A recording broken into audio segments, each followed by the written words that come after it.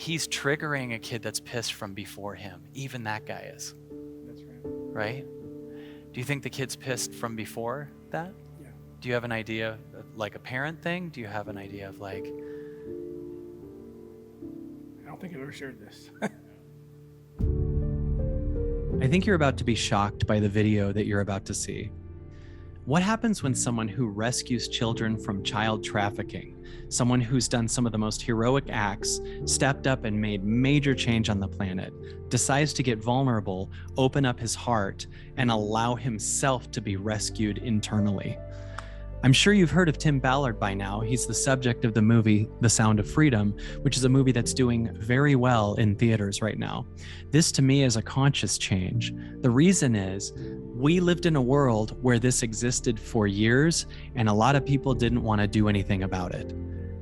Now we're open to hearing it, and you cannot find the power to change things until you fully understand and acknowledge that it exists. And now we live in a time where people are going to theaters in droves to learn and bring light to the fact that child trafficking exists.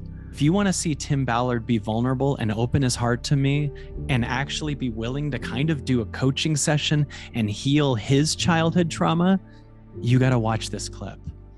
Enjoy a hero being even more of a hero as Tim Ballard opens his heart and shares his story and transcends his past right in front of us from the event we did back in March called Freeing All Children Inside and Out. And if you want to see Tim and I together in Salt Lake City, you can see another Freeing All Children Inside and Out 2-day event. Make sure you watch this and then grab tickets to see us live. Enjoy.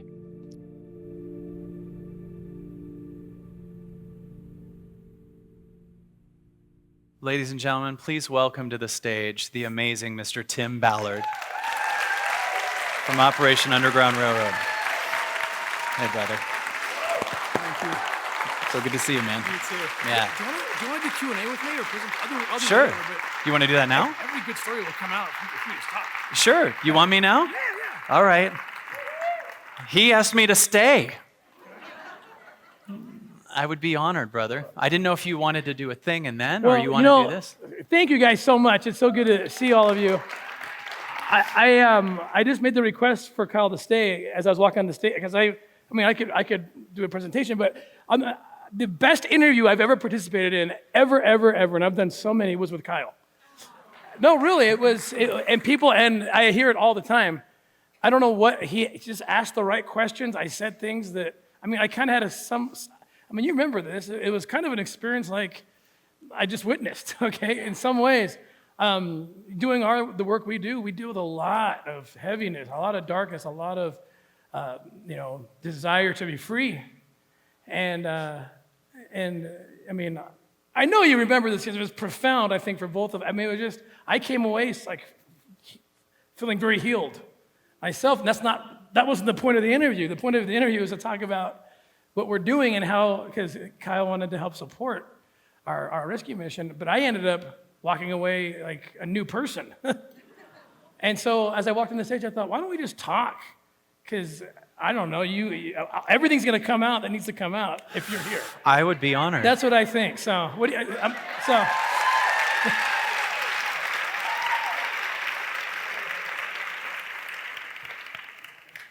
How you feeling?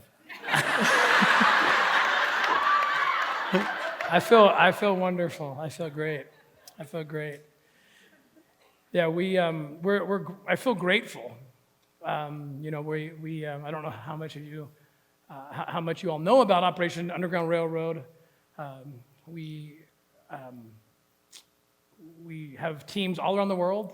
The sun never sets on our operations at this point, and we fight human trafficking. We look to rescue children and women who have been kidnapped, trafficked, and we do everything that's legally possible. Whether it's doing training, providing resources, or oftentimes we go deep undercover. I spent a decade or more as an undercover operator for the U.S.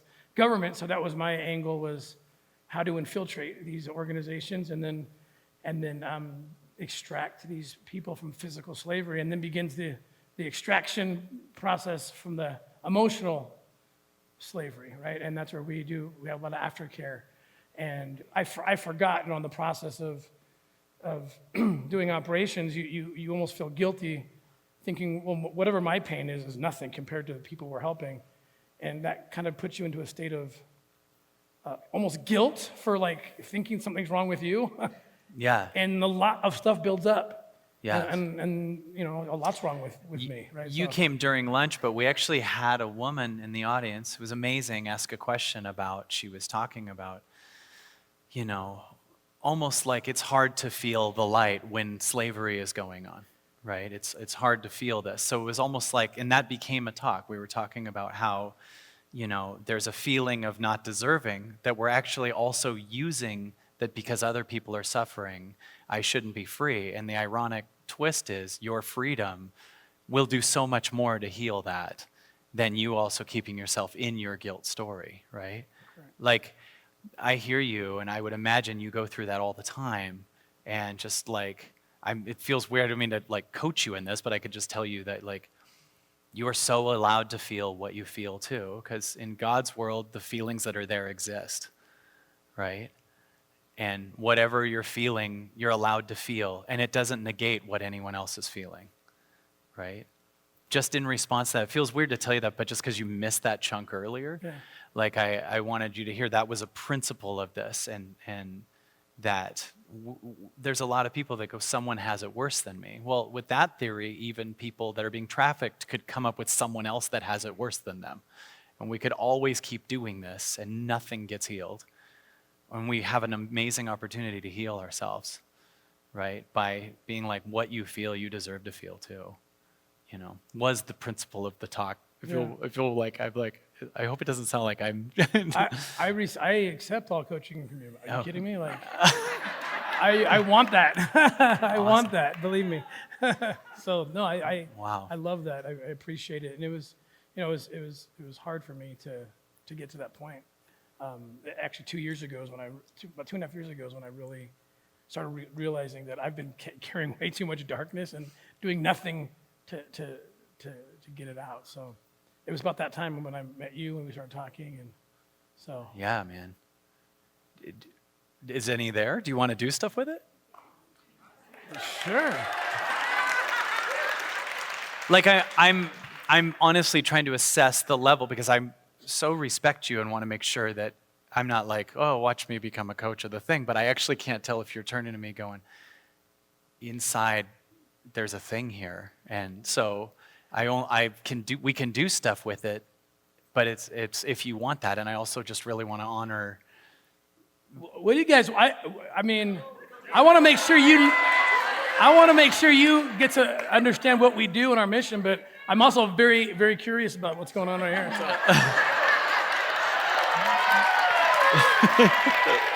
All right, let's do it. Yeah. You want to do something? Yes. Wow. Yes. That's a new level of hero right there. Tell me just what you're feeling in this moment. I live in this world of like, He's new.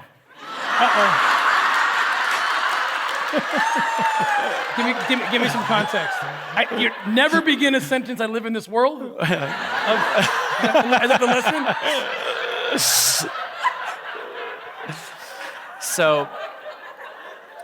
So one of the things that was an earlier principle in this is that if I were to say to you, it's kind of fun, we can have a combination of like something awesome and a little review, right? If I were to say to you, this person is angry, and I say this person's angry because someone cut him off in traffic, with this person who's angry, what are we going to focus on? His hurt. His hurt, yes. Yeah. If I say this guy's angry because someone's going to cut him off in traffic, what are we going to focus on? On the jerk who cut him off. On the jerk who cut him off. So when we go to a reason for our feeling, we actually leave the feeling. It's actually a way to keep the feeling there, right?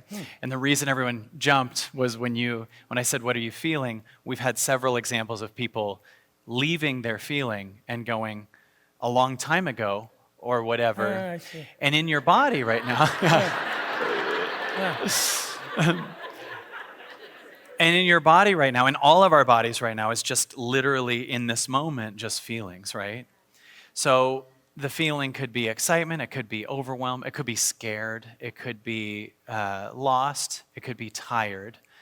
And by the way, we've created and become such an incredible space of unconditional love. In fact, I have to say that for Tim Ballard to have created such a powerful thing and have even some interest in any vulnerability that's past what he's established is like a new level of hero, right? Right?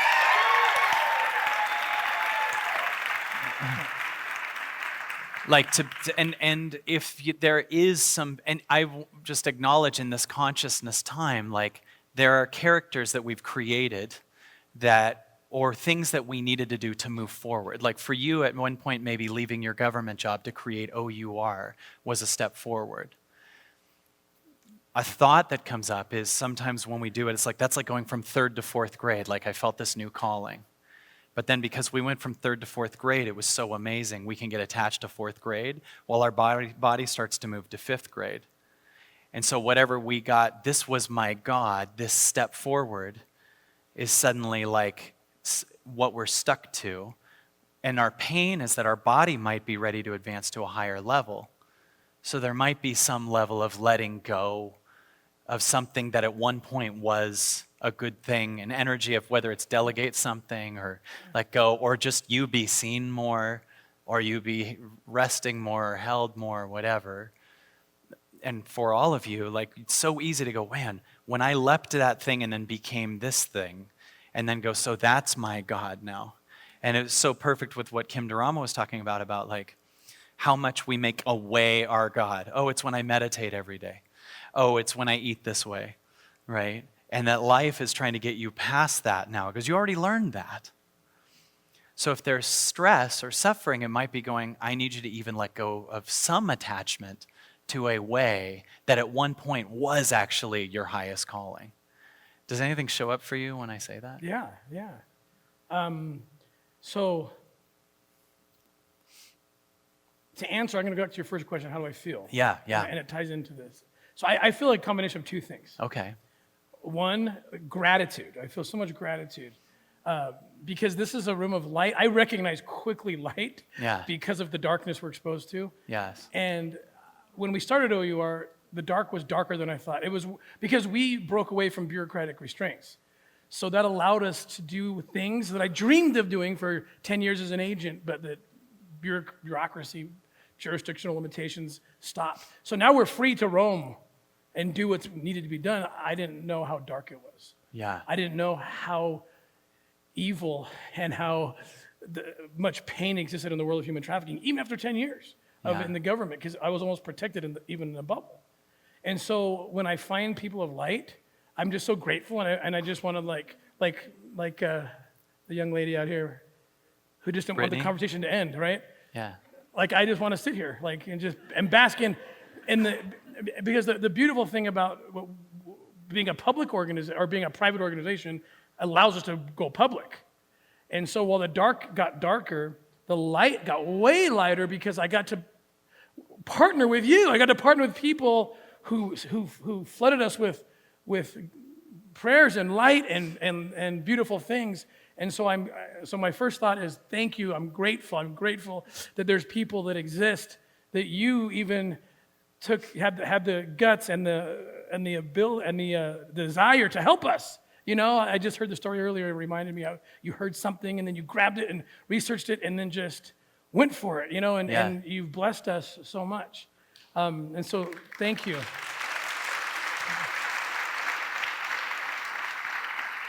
The other thing I feel is, and often it's accompanied when I'm with people of light, like the desire of where I want to go, what I want to detach from. And my probably biggest problem is being able to forgive people. Yeah. Because when you see people do such dark things, it is really hard. Because then you see the people being hurt, and you see people doing things that they're intentionally trying to hurt children or, Yeah. or hurt the vehicle that's rescuing children, and they'll do anything to take it down. It's something, I can't explain it outside of like spiritual warfare. Like I don't think it makes sense if you can't see beyond, Yeah. what mortals can see, because it's so nuts, right? And so I sometimes where I get stuck, if I'm trying to get from 4th grade to 5th grade, it's my inability to forgive. Yeah. I'm trying to learn how to forgive people Yeah. so I can move on. That's tough for me. Okay, I got a couple things for you, if you want it. Yes. I love you, brother, Yes. first of all. Thank you. I'm just so thankful to be with you. So I actually picture, as you go into these things that you do, these dark energies that you feel that are picked up, right? And then you come into this room and you just feel it's a room full of light, right?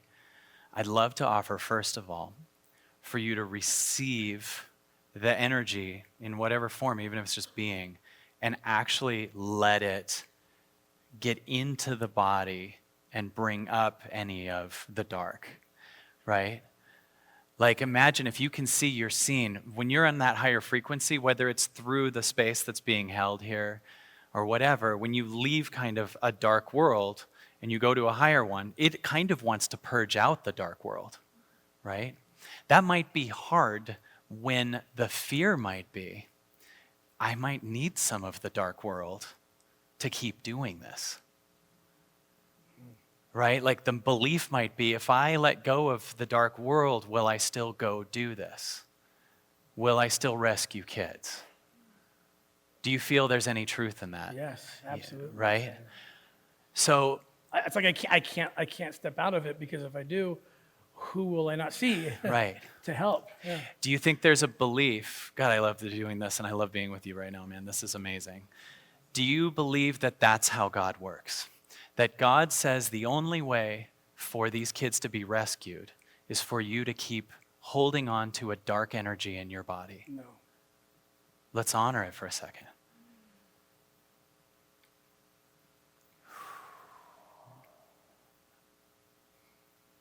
Let anything come up that wants to come up. I mean, I feel like at least an answer came just now. Okay, what's that? To fulfill my purpose, I actually don't need to fight darkness. I just need to be light.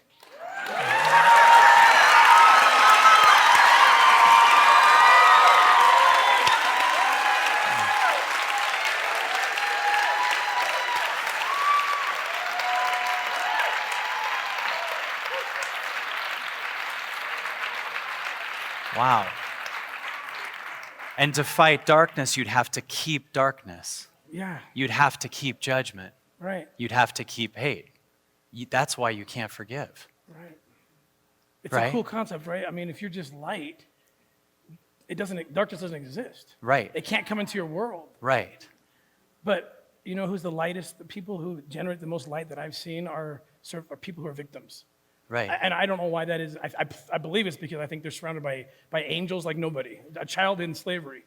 And it's like there's an attraction. Like, I want to get to that. I feel a light the closer I get, even Yeah. though it's, but you can actually, I need to figure this out. I don't know how this applies yet, but I just know it's truth because I Yeah. felt it so strong. But there's a way to And check this out. You don't need to figure this out. Like the you that had to figure it out. You know God's got it, yeah. right? I don't mean to interrupt. No. Because Yeah. what you're saying is so big, but also I think that stress is in your body and it's not truth, right? I need to figure this out, Yeah. right? Like, who's the I that has to figure it out? And if they don't figure, let me ask you this, in the pattern in the body, because that's your child, right? If he doesn't figure this out, if I don't figure this out, what does that mean about me in your past? It doesn't even have to be about the rescuing. Like, if I don't figure this out, because I heard a pattern say that, then I am what? Like to my parents in my childhood or in life. If I don't figure I fail. I don't succeed. So take a deep breath in, and I want you to say to the pattern, you're allowed to fail in my body. You're allowed to fail in my body. Yeah, it's never known that. It's never known it's loved even if it fails. Is that true? Yeah. Now you're actually connecting to it, because I know you know, the universe or God is not going, I only love you if you don't fail. In fact, that's the pushing away of love until you accomplish some arbitrary thing. That has been an amazing gift for a long time, and it's gotten tons of kids rescued, and it's done so many things, and it's caused you to have the courage to go in there under the belief that if I don't, then I fail, and then I'm not enough, or I die if I fail.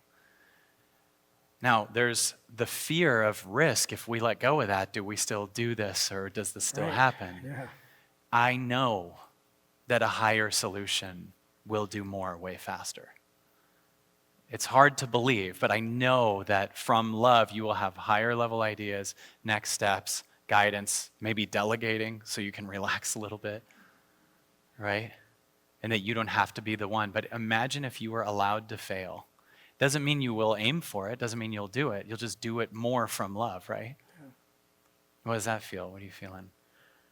Well, I feel relieved because, especially this year, I'm entering this place where I'm running out of disguises to go undercover. I'm being very serious. Literally, Nikki, and can you show figuratively. some pictures of my disguises?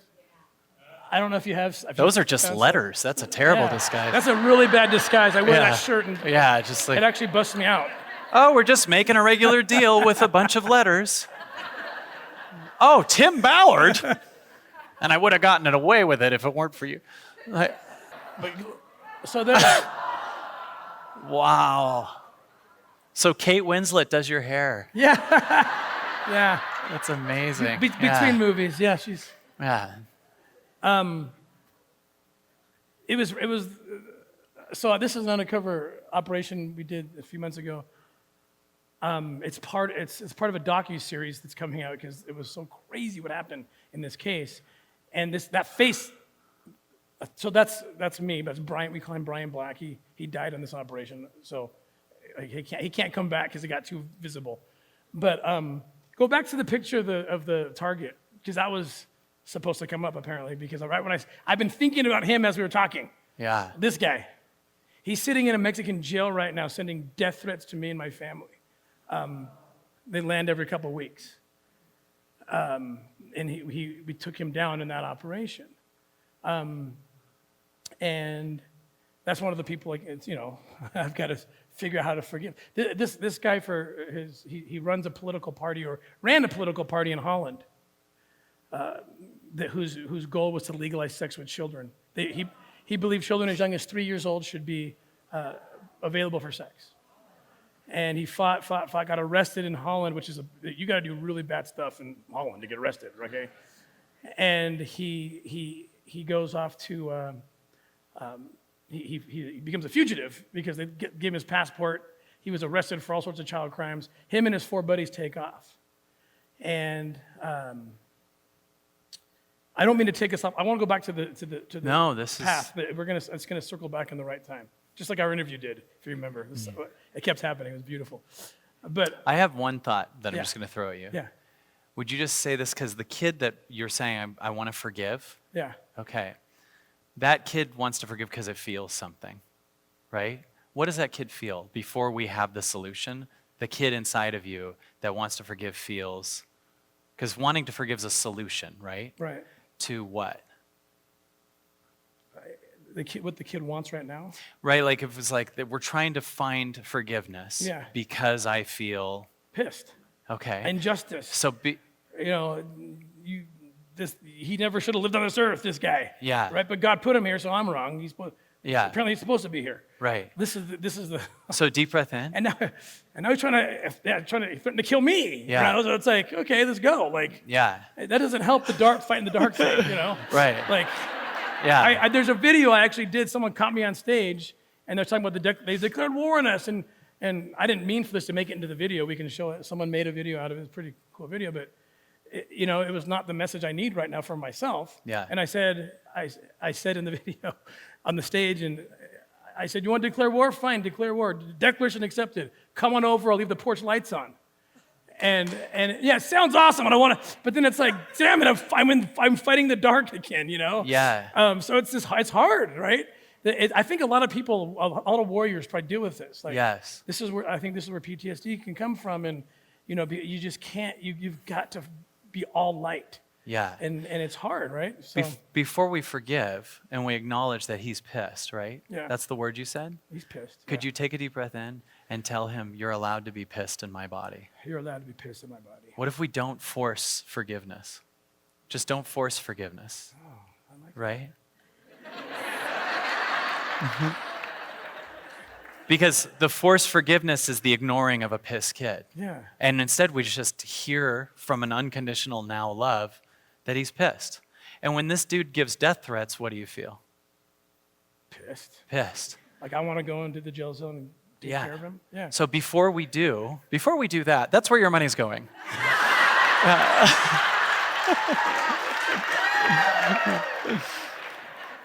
Before we do that, do you think that this piss kid in your body, the piss kid in your body, will be seen if he has revenge on that guy? Is that the highest level of that he's seen? Yeah, probably. But that's not right. Well, I'm going to take you even farther than that. He just wants to be seen by you that it's okay to be pissed.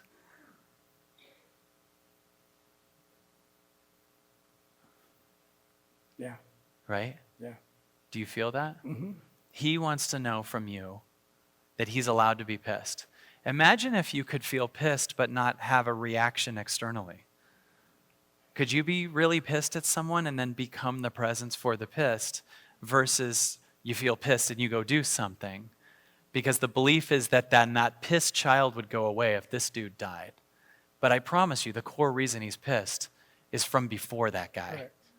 And even though that guy totally should be in jail, and I hear you on that, he's triggering a kid that's pissed from before him. Even that guy is. That's right. Right? Do you think the kid's pissed from before that? Yeah. Do you have an idea of like a parent thing? Do you have an idea of like...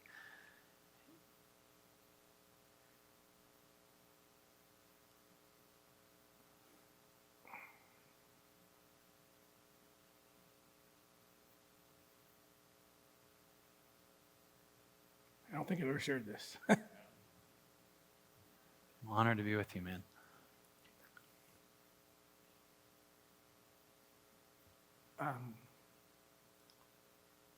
When I got into this work, my whole family was shocked. Like, what are you doing? Because, usually law enforcement, military is like kind of passed down, tradition. We have nothing like that in my family. But as an 8-year-old, from that point on, that's all I was going to do.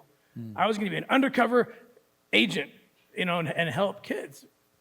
And I don't even know if my parents remember where that came from, but I know where it came from because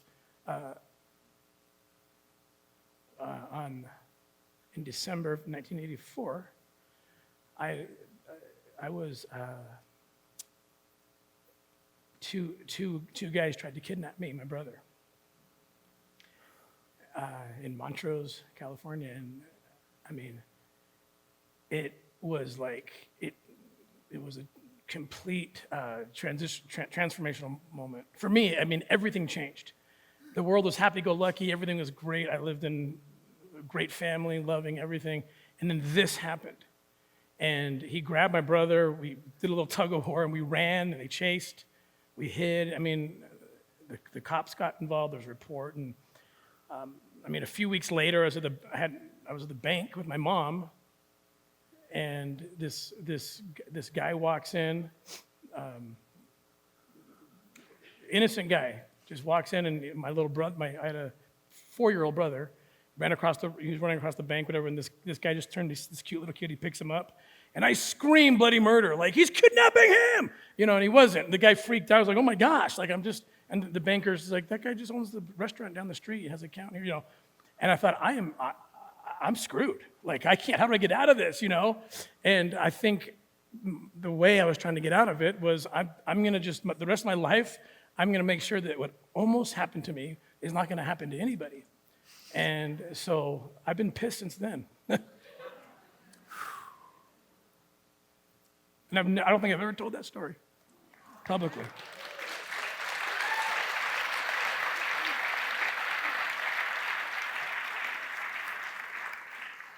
And what you created, which, by the way, this is a great example of how we can create something amazing as a solution. But then also, one of the things I was talking about earlier this morning is how we have a traumatic moment, and then this thing, the body in the child goes, I don't know how to process this. So I need to make sure I never have to feel it again. So we create not only a new person, but a new identity, right? I thought it was fascinating that you said I'm running out of disguises. Because it's not only literally, right? And I want you to know, we're all running out of disguises here. We're all running out of the overachiever, the fixer, the avoidant pattern, the make it happen. We're all collapsing together, right? Into what we truly are.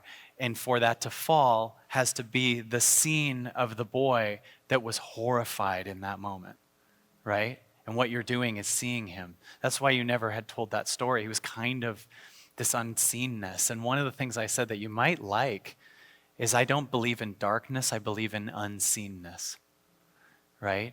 And the energy that we call darkness is unseenness. And what you're doing is seeing what's going on, which is making it less and less possible for it to happen, right? So what we see as darkness can also have this judgment tone that we're trying to avoid in ourselves. And the dark story that you're now bringing to light, and it's coming out of your eyes, like literally being released, is a moment where if we take the you that's kicking ass at Operation Underground Railroad and is doing these busts, and we take your ability away to do that and everything like that, suddenly we reveal the terror of this kid under those clothing, under that disguise, is a kid. This kid is just scared. What would you say the deepest, before pissed? I want to offer pissed as actually a response to a fear, right? Because it was even scarier than that. So if we take pissed away and we see the kid before we're pissed, what do you think the feeling is in that boy in that moment?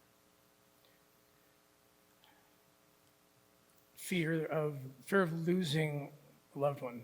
Yeah. Fear, and it followed me. I mean, my parents think it's funny. They tell stories about how after that point, I would literally, like, it became obsessive. Like, I would check every door in my house 3 times, or I couldn't go to bed. Wow. And that even into even my wife was like, "What the hell is wrong with you?" We got married. Our first kid was like, the kid. I wouldn't let him go anywhere. You know, I had to learn to. But it's a fear of losing my little brother in the bank, a fear of losing my older brother in that moment of the attempt. It's a fear of losing my own children. And then it's so hard because there's like positives and negatives to all these things, right? That's why you got to work it out. But like the very first operation that we did at OUR after we were freed, my very first case, I'll say, in child crimes when I was in the government, I was given this case where they gave me all these hard drives. I had to look at video imagery. And I was looking at these little boys who were being raped. And I couldn't even believe, I didn't know what we called child exploitation material. We called it child pornography then. I didn't know what that was. And I couldn't believe what it was. I didn't know it was 5-year-olds. I thought it was maybe 16-year-olds. Like, I didn't know, like, this was 20 years ago. And those children, the first ones I saw they looked just like my kids. Like, that's all I saw. And I fell down I vomited, or I dry heaved technically, into the trash can.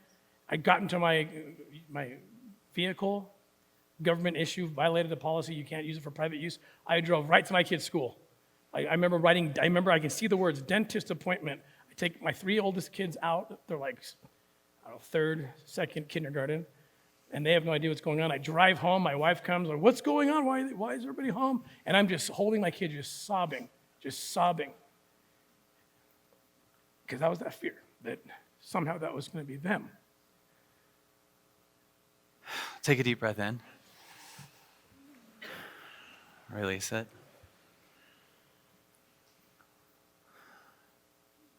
Totally your call if you want to look at this thing. I do. You want to look at this last thing? Yes.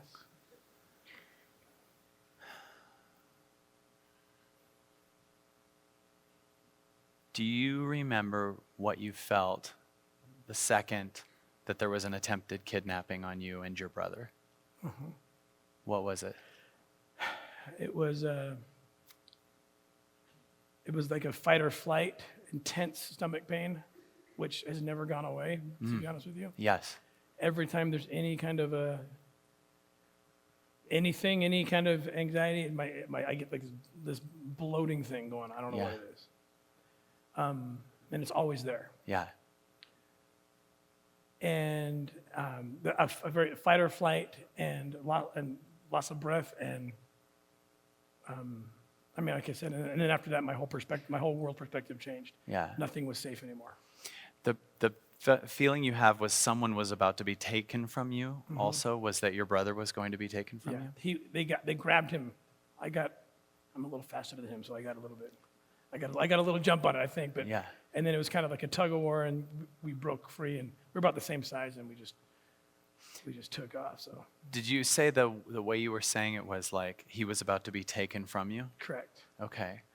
So there's your brother that's legitimately outside of you, and you have an avatar of your brother inside of you,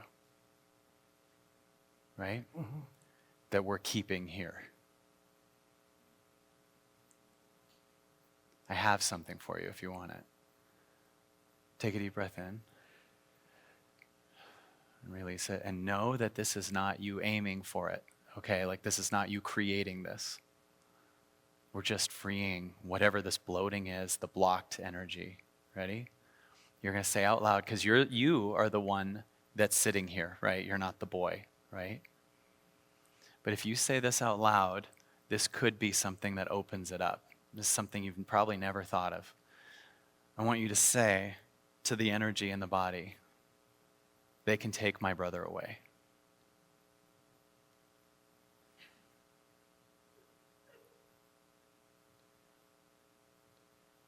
They can take my brother away. And let whatever God wants to do with that, let whatever grip is there be released. One of the things we discovered earlier is they only can take what we're holding on to. And the problem isn't that they're taking him, it's now that we're holding on.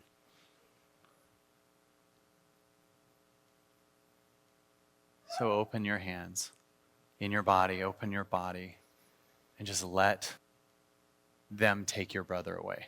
Because everything you've done in your life has been to prevent that moment from happening. And everything you've done in your life is perfect till now, and I can't wait till you see what you have once that's released. Tell me what you're feeling right now. Well, it was really scary to say that, by the way. Yeah. 'Cause I didn't just see my brother, I saw my kids, instantly I saw a lot. And so when I was saying they can take my brother, I was saying more than that. Yeah. It goes, it's taking everything. Everything. Yeah. But there's a surprising feeling of liberation too. Yes. Like Yes. God's got this no matter what. Yes. And you got to stop trying to control it. Yes. And after you said that, it's amazing that it showed you the release. You're still here. You're still their protector. Just wait till we see what God does through you fully.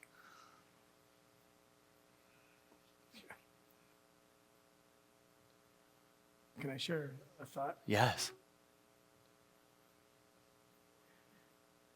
What you just said brought something to mind when you wait to see what God does. That was my first thought of it's okay if they take my brother. But what added to that phrase was because God's got this. And I introduced little Marty to you, and I cried so many tears over him because he represented all of that too. He was the face of what I was going for, but he was the face that represented my brother and everybody else, and my children, and I never, we haven't found him yet, but we've rescued over 500, I believe, over 500 children in Haiti looking for him. And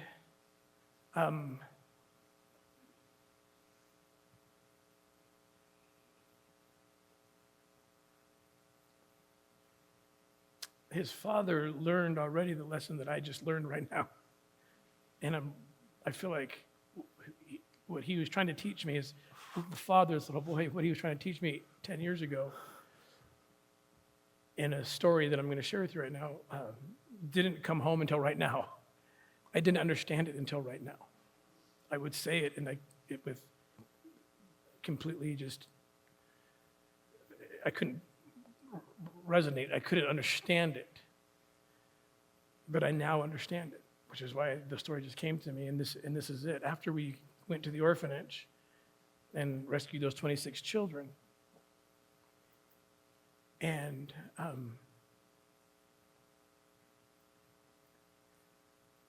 got my 2 kids out, and the part of the story that I didn't even want to tell you because it's too hard to tell you, but I'm going to tell you now, is, Gardy was supposed to be there. That's why we were going in. It was secondary, and it was a pretty awesome secondary, but it was secondary to rescue the other kids. We were going in there because that little boy was in there. I had just quit my job. I can't tell you, my whole world was that little boy. And the promise I had made to his father a year before that I would never stop until we found his son. A year before going into the orphanage, before we started OUR, I was sitting in a restaurant with the father for the first time, and he told me the story about what happened to his son. And he showed me this picture. That's the last photo. That photo was taken, I think, a week before he was kidnapped. And I asked him, what's being done to find your son? And he said that he walks the streets at night. He arbitrarily picks some neighborhood. He said the darker the better, the more crime-ridden the better. And he just walks and prays to God that he'll hear Gardy cry. And that was all that was being done. And I knew enough about what was happening in the world to know that I could multiply that moment and that pain, what he was feeling, and that solution, which is not the right way to go about, obviously, finding children. I could multiply it by millions of family members, fathers, mothers, walking through streets, praying to God that they'll hear their children cry. And that's what generated all the hope and everything to start OUR. I don't know that I would have started it with, I don't think I would have, because I had so much to focus on, this little boy who represented so much. And fast forward to February 19th, 2014, first operation, you just saw footage of it. We go to the orphanage. We get the kids out. It's beautiful. It ends in the adoption of my children. It's beautiful. But what wasn't so beautiful is the little boy Gardy was not there. And guess what? The father was waiting in a hotel lobby, waiting for me to bring his son to him.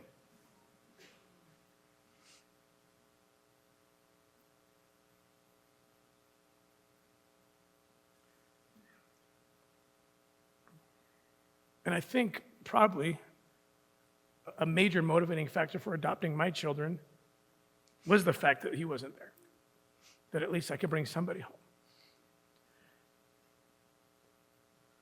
So I haven't told you yet what he tells me, which only made sense right now. And that's maybe the most consequential conversation I've ever had with a human being is about to happen in the lobby of this hotel. I tried to wimp out and tried to call him to give him the bad news, and the phone wouldn't work, of course. It was like, God's like, you're going toe to toe. We knew he was going to be there. We knew it. And we double-checked and triple-checked before, and he was just not there. He was there, but we missed him. I'm looking at Gesino, and he looks at me, and I don't have to say anything. He looks in my eyes. I can't even. I look like this, but worse.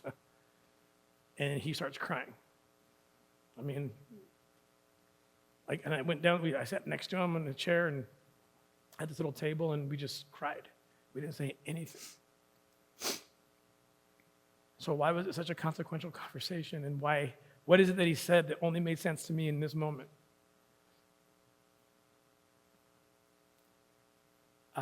I eked out through our tears. I said, we did rescue 26 kids. We got all the kids out. And I was still crying because that didn't seem like that big of a deal in that moment.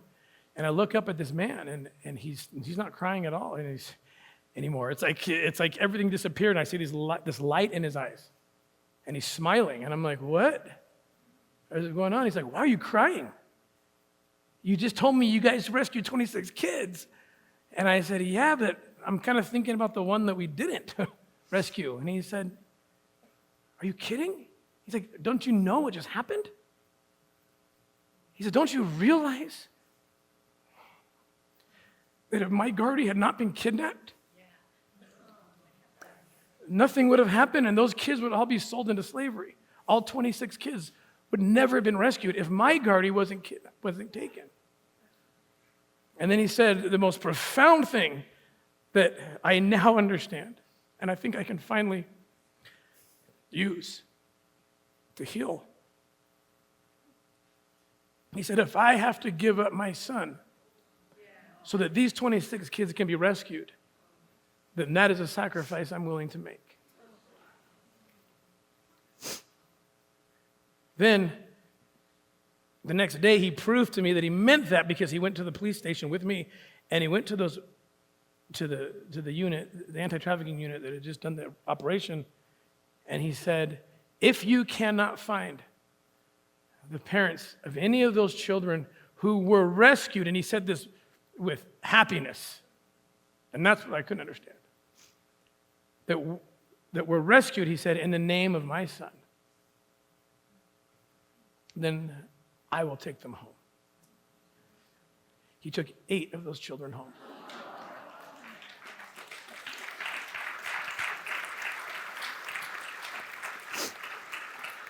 Then he didn't know. He didn't know how he was going to pay for this. We pay for it. We took over that. We found donors to do that, but he didn't know that in the moment that he did this.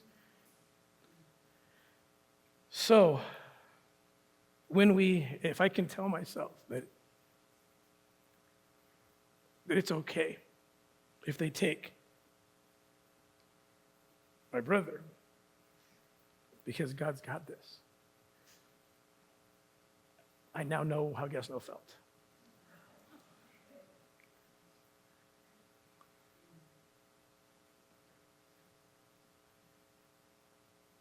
I got to tell Gesno, Gesno is not just 26 kids that your sacrifice produced.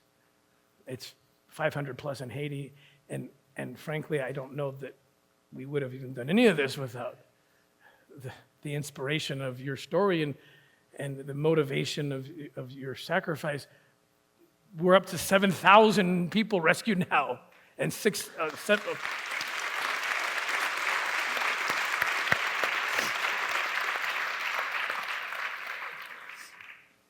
He once told me, and he said, I just know this, Tim. I don't know how I can explain this. I don't know how it makes sense to you, but I know this, that me and Gesno and God, before we came to this earth, made a covenant that this was going to happen so that thousands and thousands could be rescued. And I know when he said that to me, I know he meant it. I know he believed it. I don't know if I believed it until right now.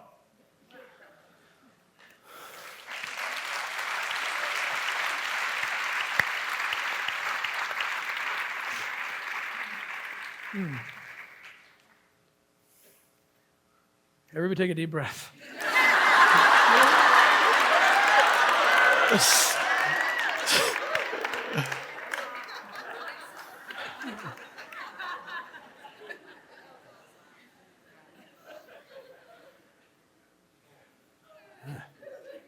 I didn't expect any of this when I came on. By the way, I didn't expect any of this is the only phrase I've heard my entire life. I didn't expect any of this.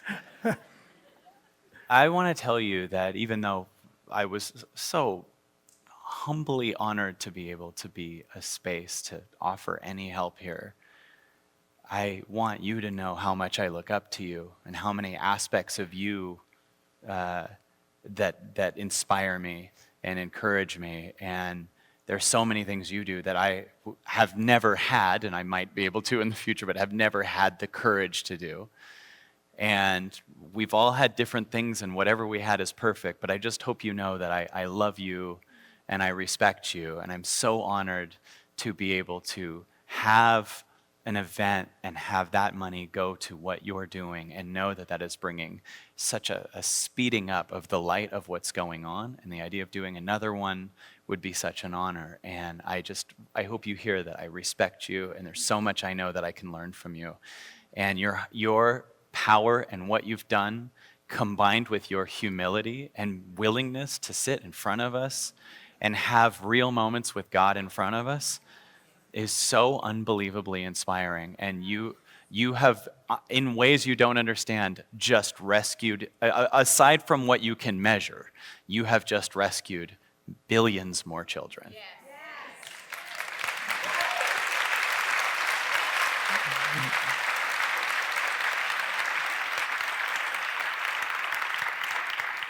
Thank you. I feel it's so inappropriate to even say this, but because I know it feels selfish, but I'm not supposed to feel that way. I'm working on that, but I feel like I was rescued today, so thank you. Oh.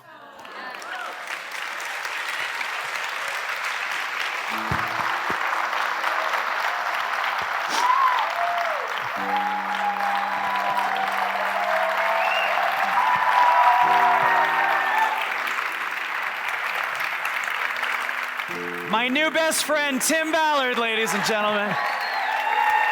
Hero, hero, hero. Thanks, buddy. I'm honored to be with you, man. Thank you. Thank you. Thanks, Greg. Tim Ballard.